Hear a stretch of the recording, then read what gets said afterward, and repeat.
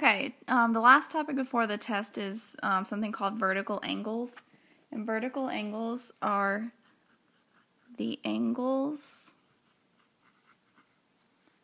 opposite each other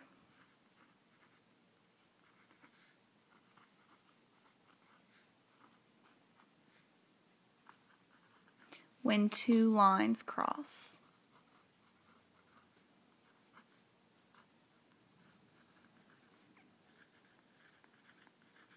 So the angles opposite each other when two lines cross. So basically they're just formed in X. So when you have vertical angles, they share the same vertex. That dot that you see on angles, they would share this guy, the same vertex. So if you look, when they form this cross, you see that this angle and this angle are the same. They're both 46 in this picture, and then the ones up above and below are both 34 degrees. So the ones opposite of each other are always the same. Also, interestingly enough, the angles that are adjacent to each other, that means right next to each other, are supplementary angles, and they add up to 180 degrees. So I'm just kind of going to use colors so you can see which angles I'm talking about. So if you look at this angle right here, the pink one, these two angles, you might be more used to seeing it upside down, so I'll flip it, form adjacent angles. Adjacent angles that are supplementary, like that. So then they add up to be 180 degrees. Then the other set, I'll use another color, would be these yellow ones. So you use the same line in the middle, but they're still going to add up to be 180 just on the top. So those two right there, that would add up to be 180. If you used your calculator, you could see that 134 plus 46 would equal 180. So that's this blank right here. They add up to 180 degrees.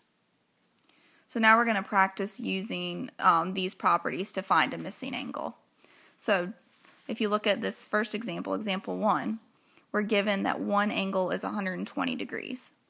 So there are a couple different ways we can find it. Let's start with finding y first. So we know that these are vertical angles because they're opposite of each other with that shared vertex. So we know that y is 120. We don't even have to do any math. Then we need z and x. Those are also vertical angles, so they're going to be the same. But we need to find x first, and we know that x is a supplementary angle with 120.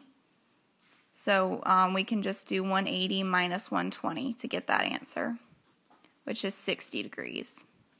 So we know that x is 60 degrees, and z would be 60 degrees because they're opposite of each other, and those are also vertical angles.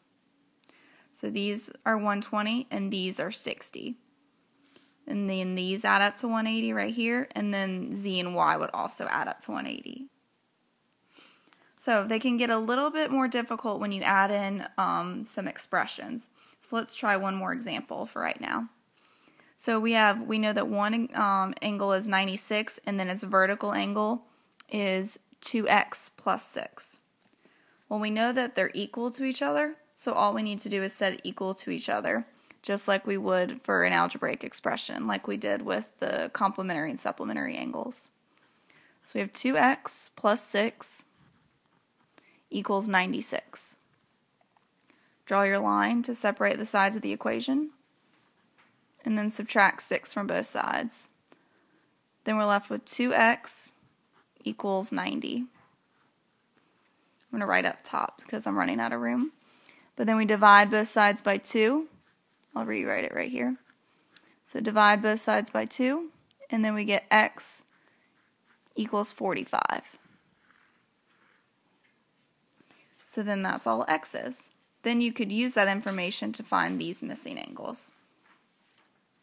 So again, vertical angles.